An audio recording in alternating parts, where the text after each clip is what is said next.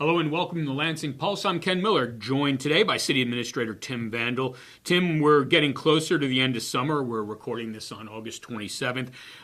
In September, and really just about a little bit more than a week away, the City Council is going to consider and then vote on the 2025 city budget, something that you've been intimately involved with since March of this year, maybe even earlier. Talk about some of the highlights there.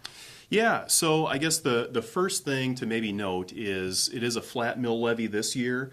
We were able to reduce the mill levy almost like 8.5 or 9 mills the previous 2 years. But this year, with 2 new departments coming on, and then also since our reserves have gone down a little bit and our sales tax revenues have gone down a little bit, we are proposing to keep the mill levy flat. This year's valuation increased about 4.5%, whereas I think last year it increased about 13%. So on average. Yeah, right. Yeah, and so this year the valuation's going up about 4.5%. So the mill levy will be flat. The one item that deserves a little bit of conversation, just because the property tax bills will look different this year. For the last several years, Lansing's residents have been paying 9 mills to Leavenworth County Fire District number 1. This year, as that transition is taking place, those 9 mills will instead go to the City of Lansing and the future Lansing Fire Department. So in a way, it will be a wash for our residents.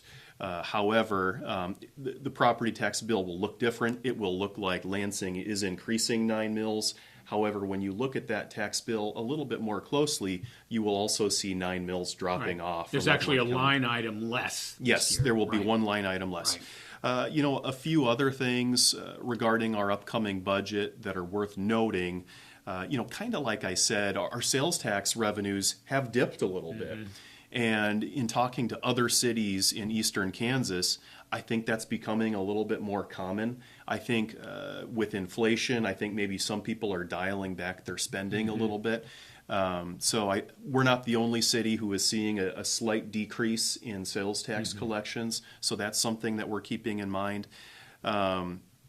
On top of all of that, though, there's still all of these drainage projects that we need to continue to tackle. Right. And so many of these drainage projects are more expensive than people think. One drainage project we have budgeted in for next year is a box culvert on 147th Street. And this is a road that hundreds, if not thousands, of people drive on every day when they go to Lansing High School. Right. And this is the road that people take when they're leaving the Ridge to go to Dillon's or Walmart or whatever. So this is a road with thousands of vehicles per day and a culvert that really needs to be replaced. And this is going to be, we think it'll be around a $400,000 project, so that'll be expensive. We're also hoping to tackle another drainage project, maybe $60,000 to $80,000 in Sherwood Forest, so that'll be another project. Another thing that we're still kind of waiting on, we applied for this grant for a trail down 4H Road, and it would be like a $2.5 million grant. So it would be a wonderful way to improve connectivity in Lansing for people who want to walk or bike to Lansing High School. Now, although that's a $2.5 million grant, it's worth noting that the city's share of that would be about $700,000. Yeah. So, almost any grant that you get from the state of Kansas, there's a 20 or 25% match. If you're lucky, yeah. If you're lucky. Right. So that's something that we haven't received the results of that grant yet. But again, if we get it, that would be great news, but it's also something that we need to be prepared to pay our share of. Another thing that came up pretty recently, the Historical Society has been working on improving the old part of Lansing Correctional Facility and hopefully using it for tours, museums, maybe ghost tours and things like that. And that's a fabulous idea. When the Kansas Regional Prisons Museum 501c3 disbanded, those funds went to the city back in 2019. And that was maybe just under $140,000. And so they are requesting those funds back. So that's something that the council will have to look into. Where does that money come from? We're looking at taking that from the transient guest tax fund. That's the type of thing where if it's tourist attraction that brings people into town, so they're staying in our hotels, eating in our restaurants, or servicing any of our businesses, that could make sense. But so that could be, a $40,000 expense per year that we weren't expecting. So every year when we compile our budget, we always tell people, don't think about it now. Think about it December of 2025. We're trying to figure out things that are going to happen in 17, 18 months from now that can be kind of challenging. But the big thing that we would try to remind people, flat mill levy, we've reduced the mill levy almost 9 mills the last 2 years. Right. Okay. All right. You mentioned the fire district. The City of Lansing recently interviewed candidates for a new Lansing Fire Chief position. It's going to become the Lansing Fire Department come January.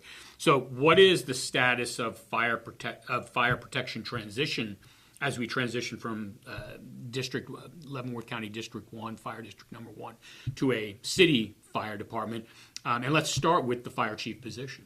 We are hoping to have an announcement, hopefully in the next week or so, announcing who the fire chief is. I think a handful of people know about it, but we're going to hopefully have an announcement next week to kind of formalize that. We have upcoming meetings. Like, I want to say we are hoping to have an agreement with Delaware Township on our September 19th City Council agenda. And, like we just talked about on the budget question last time, currently 9 mills from Delaware in Lansing goes to Leavenworth County Fire District Number 1. Now instead 9 mills would go to the City of Lansing, from Lansing and also from Delaware Township. So it would be a partnership, kind of like how it was set up 20 years ago. So that's coming up on that September 19th agenda, a contract to work together with them. We are also looking at having the meeting to talk about the assets of Leavenworth County Fire District Number 1. I think that's on September 10th. And currently, the way it's laid out, Lansing and Delaware combined is just over 75%, and High Prairie is a little bit under 25%.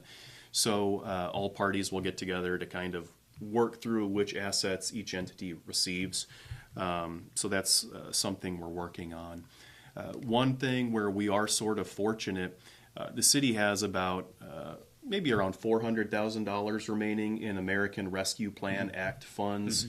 So we might utilize COVID money, yep. So we might use some of that, leftover money for fire equipment. If there's anything we need to purchase in January or February, we can use some of that money for that. So we're getting prepared. We're getting people on board on the team.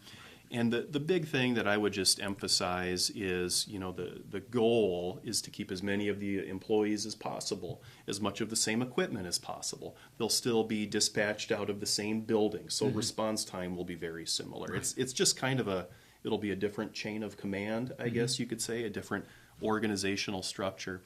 And, the other thing that I would say is worth mentioning, and this is, maybe a regret on my part, I think all of those years ago, quite frankly, I could have done a better job talking about this, and maybe our city council 7 or 6 years ago could have done a better job talking about this, because that is maybe one of my regrets. If it created any anxiety amongst the staff or people outside of town, that was never the intent. Again, the intent was more an updated organizational structure, so it's structured similar to the police department or similar to several different fire departments. I gave an example in our last Connection article. Edwardsville, Bonner Springs, Tonganoxie, Atchison, Ottawa, all of their fire departments are structured through the city. And that's mainly what we were looking at doing. And I could have done a better job explaining that to people. So, there is that bit of regret of any anxiety it caused. However, we're 4 months away from this transition, so I think people will wake up on January 1st, and everything will be incredibly similar and realize. Well, that's the thing. How many people are even going to know, unless they're seeing this interview or reading that article? How many people are ever going to notice that there was a change unless they drive by the fire building and see different lettering on there? Because really nothing is going to change in terms of your house and the fire protection it receives. Yeah, and an acquaintance of mine who worked for a contractor for the federal government, he was telling me one time about how, this company that he worked for that had a contract through Fort Leavenworth, their contract was running up and a different company got the contract, and this other company was retaining all of those employees. So he was giving me this example of, he went into work on December 31st with the baseball cap that said his previous company's name. He went back into work January 2nd with a baseball cap that had the new company's name. And the mission stayed the same. It was just a different organization. So I think that's what we envision it being. I think the next month or so there'll be a lot of announcements and things going on. So it'll be busy the next few months, but it's exciting. Okay, good deal. All right, we recently posted some aerial photos of progress on the Aquatic Center. Is everything on schedule, first and foremost? And then maybe go over some of the features residents will enjoy when the project's completed. I mean, we've outlined that actually during these interviews in the past. We've had schematics and the connection. But just as a reminder, what are people going to see Memorial Day weekend 2025, hopefully, when the facility opens? Well, first off, it is generally on schedule. Even with all of that rain we had in June and July, they're still generally on schedule. There's a couple of minor things they're behind on, but then also there's a couple things they're ahead of schedule on. So we're still shooting for Memorial Day 2025. Regarding all of the features, so we're going to have two main slides. We're going to have a speed slide that goes straight down and gives people a little bit of speed. And then we're going to have a second kind of twisty, twirly slide. So that's going to be really fun. Those slides are outside of the main pool, so that's one difference from other aquatic facilities that you might see. So when you go to other pools, you splash down into 4 or 5 feet of water. This will be like into its own little bay, I guess you could say. There's going to be a smaller family slide for toddlers and moms that want to go down with their kids and things like that. We'll have a 0 depth entry. One of the things that we are most excited about is a lazy river. During the planning process, we tried to include multiple residents from throughout Lansing, from different age ranges and things like that. And one of the things that we talked about was this goal to make our facility unique from all of the facilities around us. So we're really excited about this lazy river. There's going to be a 6-lane lap swim, so we can host tournaments and things like that for the Lansing swim team. So those are some of the big things. Just outside of the fence, and we're really excited about this too, we're going to have a splash pad and spray park. And so most people who go swimming realize that a lot of the lifeguards are school-age kids. So by mid-August, our lifeguards are gone and the pool's locked up. And we were thinking, well, having this splash pad and spray park right outside of the pool, that gives folks the opportunity to go out and cool off a little bit, even after the pool is closed. So that's something that we're incredibly excited about too. And because the splash pad and spray park, it's at the same facility as the pool, but just outside the fence, we're able to use the same pumps and same chemicals and things like that. So by doing that, we actually saved hundreds of thousands of dollars having it at the same site. Right, because there was some talk that we would locate those amenities someplace else. This is going back a ways. Yeah, no, you're right. At one point, we were looking at trying to do something like that in the old city park. But again, the challenge there is then you're paying for 2 sets of pumps, 2 sets of chemicals, another building, and all of these things. And so having it at City Park or almost anywhere other than where it's going to be located, it increases the costs pretty significantly. Because we do have, it's being designed as a system where normally it recirculates the water, so you're saving water a little bit. But if there is an incident, if a kid throws up or something like that, we have the ability to flip a switch and it'll be a single pass system. Gotcha. So it's going to be a wonderful facility when it gets done. Jeff, the foreman, and Royal Construction, pools is one of the main things they do, right? So pools are kind of in their wheelhouse. And not only that, Royal Construction hired a lot of local subcontractors to do a lot of the work too. So Lina Weaver Construction, one of our biggest Lansing businesses, they were the subcontractor that did a lot of the dirt work and tree clearing and everything like that. So the pool is on schedule. It's just over $7 million. It's going to be a wonderful facility when it gets done.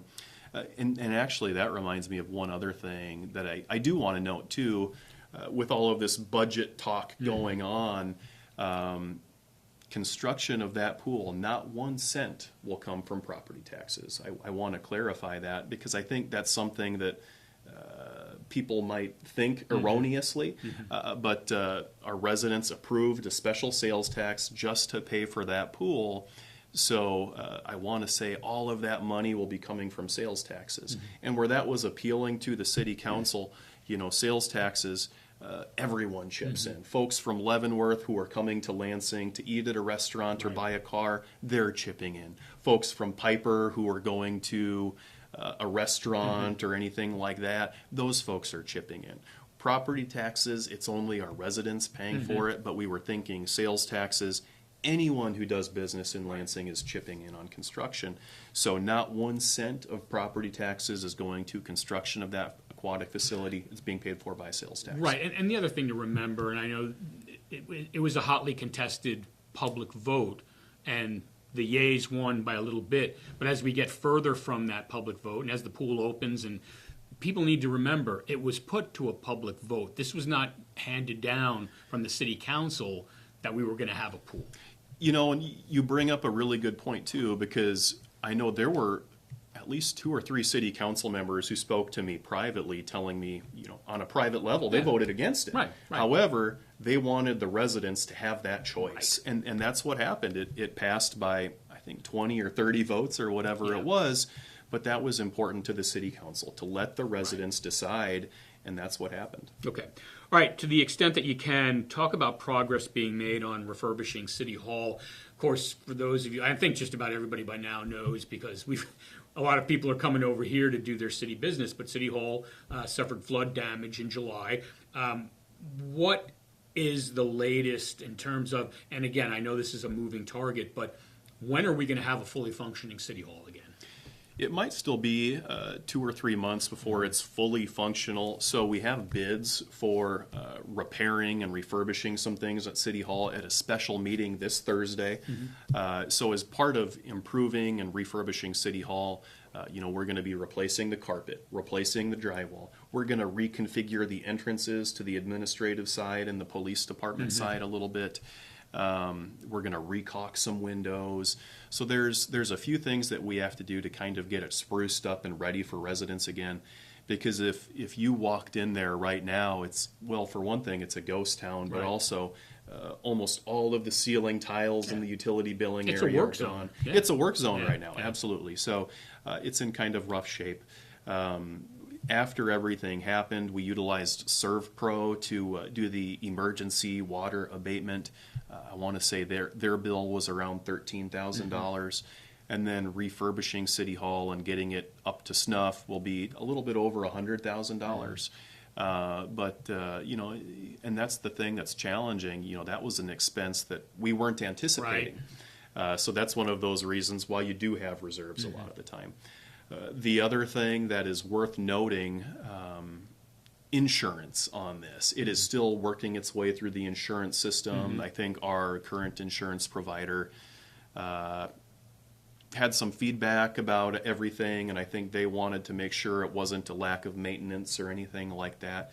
So unfortunately, the insurance claim, it hasn't been formally approved yet or anything like that. It's working its way through the system. So that's something that we are working on right now too, because as of right now, there's no guarantee that we're going to be reimbursed for the $110,000 or $120,000 that we'll need. So that's kind of important to note. But it's like you had said, it's a moving target. Right. It's something we're working on improving. But it's been a challenging last month and a half because we have half of our staff in this building at 730 First Terrace, and then we have a few people in our police administrative team at 800 First Terrace. So it's been challenging, but hopefully by the time it's all done, the finished product will be much improved. Okay. All right. Lastly, the city is in the midst of accumulating community survey responses. We have a partnership with a survey data collection company. True North is the name of that company. So once the project is completed, and the last count, which we received this morning, we've got over 300 responses, which I believe makes it statistically valid, and we want more. There's going to be a call for additional responses. But once the project's completed, what do you expect will come from the final results as far as takeaways? And I'm not saying predict what people are yay and nay about, but the takeaways, what are those takeaways? How are they going to be useful for potential implementation to you as the lead staffer and also our city council? You know, I think it's going to help our city council and our staff and help guide our priorities for future budgets. You know, so if there's feedback about improving curbs or improving connectivity between major places in town, that will be helpful. If there's feedback from residents who are senior citizens who say, hey, we want more parks and rec opportunities for seniors, that's the type of thing that will be helpful. You know, currently, I mean, we do get resident feedback occasionally online, but a lot of times that is skewed toward people who are frustrated about something, sometimes rightfully so, but a lot of times that feedback that we receive through Facebook or Nextdoor or whatever is sometimes skewed, and sometimes we don't hear the positive feedback or the constructive criticism or the genuine questions that some people might ask. So that's where I think this will be very helpful. And, you know, like you had noted a moment ago too, this isn't just you and me doing this on SurveyMonkey. Right. We're working with a professional company that does this for nationwide businesses that's based out of Lawrence, True North Market Insights. They do this kind of thing all over. So that was one of the things that was appealing, that, you know, in a lot of ways on this survey, the staff has been hands off. Right. We're letting the professionals handle it. Right. And then I think that's what will help make the results valid. So I think it'll be really good for the next budget cycle to see, hey, you know, we need to improve road maintenance. We need to improve curbs. We need to do X, Y, Z. Right. I think that will be incredibly helpful. And we're proud to have a team like True North Market Insights helping us out on this. Yeah, and to my knowledge, and I've been with the city almost 20 years, this is the first time we've undertaken a community survey of this size and stature. So it'll be interesting to see what the results are. All right, I've been speaking with Lansing City Administrator Tim Vandall for Lansing Pulse. I'm Ken Miller.